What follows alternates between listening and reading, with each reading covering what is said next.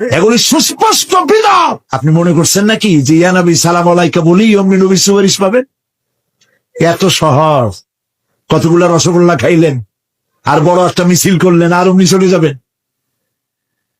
পৃথিবীর সব মানুষ, সাহাবায়ে কেরাম বাদ দেন, পৃথিবীর সমস্ত মানুষ একত্রিত হয়ে আবু তালেব রাসূলুল্লাহকে যে ভালোবেসেছেন, ওর 1000 ভাগের 1 ভাগও সারা দুনিয়ার মানুষ রাসূলুল্লাহকে ভালোবাসতে পারবে? পারবে? একজন সাহাবী বলেছিলেন, ইয়া রাসূলুল্লাহ, মৃত্যুর সময় আবু তালেবের মুখ আমি নড়তে দেখেছি, তিনি কালেমা পড়েছেন সম্ভবত। রাসূলুল্লাহ সাদ পড়েছেন, আমি শুনি নাই। এত ভালোবাসার পরেও হাদিস শরীফে এসেছে আবু তালেব জাহান্নামে যাবে। কোথায় যাবে? জাহান্নামে। সবচাইতে কম আযাব হবে কার? আবু তালেব।